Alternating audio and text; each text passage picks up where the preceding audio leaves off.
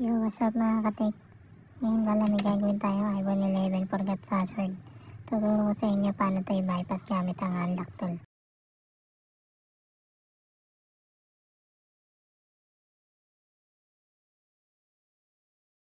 Kailangan meron kayo unlock tool guys. Download nyo lang siya sa official website nila.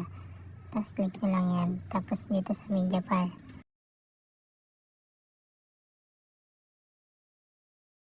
And kailangan meron din kayo ng download ng RAM disk nila. Kung anong unit ang kailangan nyo. At may option din yan na kung anong version ng device na iba-bypass nyo.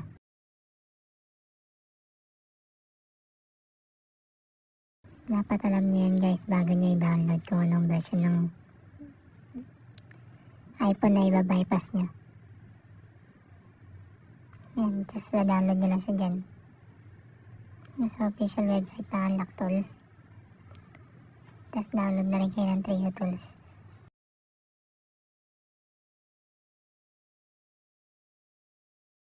Pero kung meron na kayo yan, pwede na kayo mag-proceed dito sa pagbabypass natin.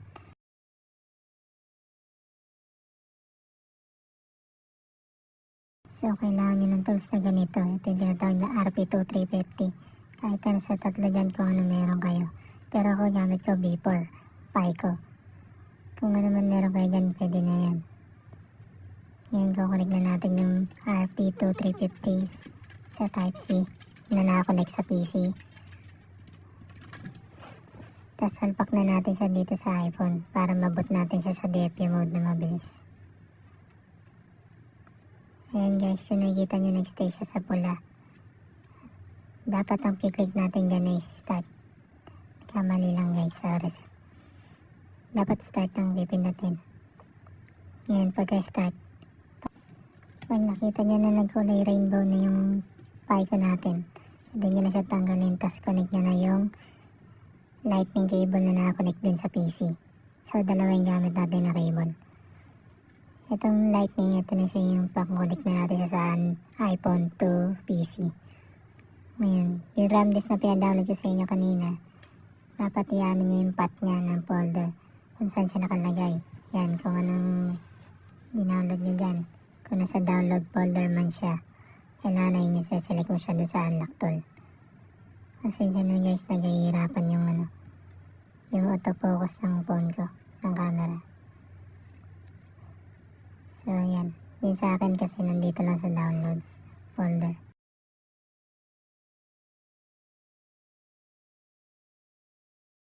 So yan, select nyo lang ulit yung folder, tapos download. Then select nyo dito yung lalabas na dyan yung dinownload nyo, tapos yung version. Tapos click nyo lang to. Yan, optional lang yan, pwedeng hindi mo na-click yan. Pero sa akin, kiniklik yan. Sundan nyo na lang guys. After natin read ng DFU, kiklik na natin yung RAM disk.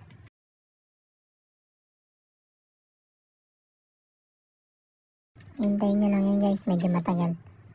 So skip na natin yan, fast forward natin.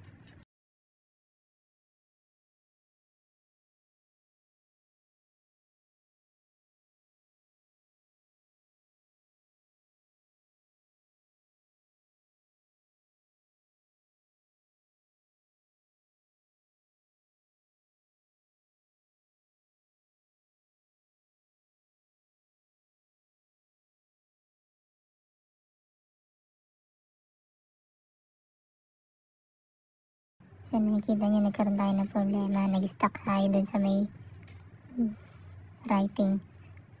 So nakikita nyo nagkaroon ng kulay dilaw yung sa screen natin sa drivers. Ang gagawin nyo lang dyan, kahit i-repress nyo, hindi yan mapipix. Gagawin nyo dyan, punta kayo ng Trio Tools, tapos click nyo yung fix now, tapos fix drivers. Tapos hintayin nyo lang yan. Pag nawala na yung dilaw na yun, magko-continue na yung mag-bypass natin.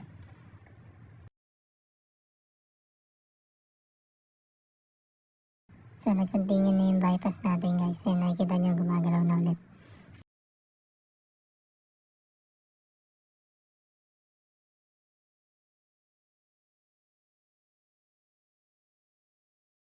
So, yan. Tapos na guys. Ang gagawin naman natin, iba-backup natin tapos i-reset natin yung device. Gamit din ng unlock tool.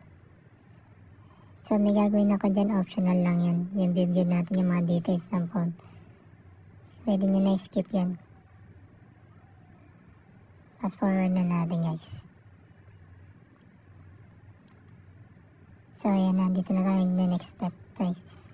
Babackup muna natin yung passcode.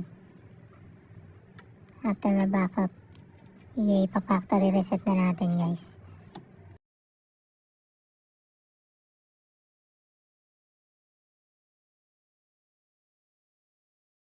So guys, yan yung pagka-factory reset natin. Medyo matagal siya, so ipa-fast forward na din natin to. I-skip na lang natin guys. Hintayin na lang natin matapos.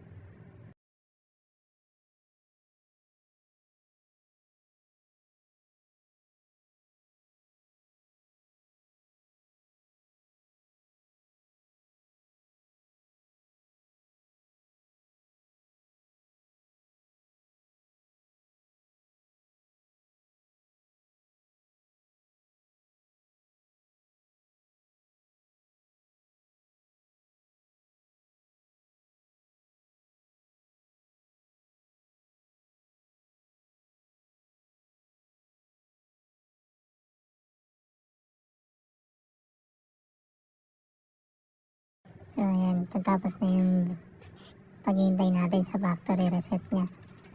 So after nyan guys, i-ano naman natin siya. I-restore na natin yung binackup natin kanina. Ngayon, ibalik natin yung Pico B4.RP2350 pan-DFU mode. Ganun lang ulit guys. Steady sa red. Tapos click start. Tapos pag nag-rainbow na, okay na yun guys. Balik nyo na ulit yung lightning cable. Click start lang natin guys. Tapos rainbow. After nyan, release ulit.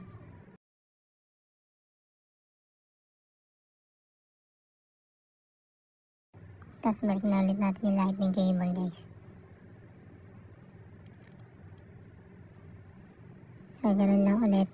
Select lang ulit guys. Select lang natin ulit yung folder. Tapos in version. Tapos boot RAM disk lang ulit guys. Kung makikita nyo yung DFU, yung Trio Tools. Yun yung indicator natin na na-connected na ulit sa DFU mode.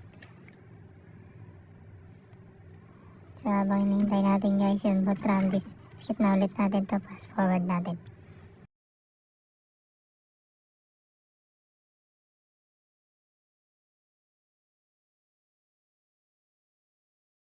So ngayon, hindi na tayo nagkaroon ng aberya kanina katulad kanina kasi okay na yung drivers. Ngayon, i-restore na lang natin siya yung last step natin guys. So habang hinihintay natin yan guys, ipa-fast forward na natin. Skip na natin yan, hintay na lang natin matapos. After nyan guys, okay na. Tapos na ang ating pagbabypass ng iPhone 11.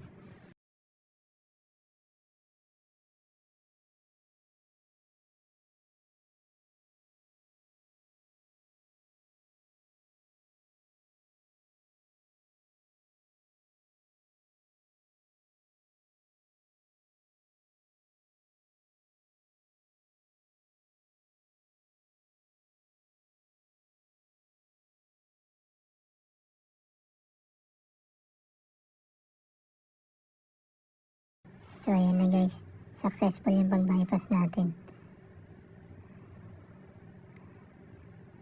Sensya na guys yung screen kasi i-replace pa natin yan. Inaano lang natin i-bypass. So ayan guys, successful naman yung ating pag-bypass. Check nyo na lang yung unit guys. Thank you for watching. Sana may natutunan kayo.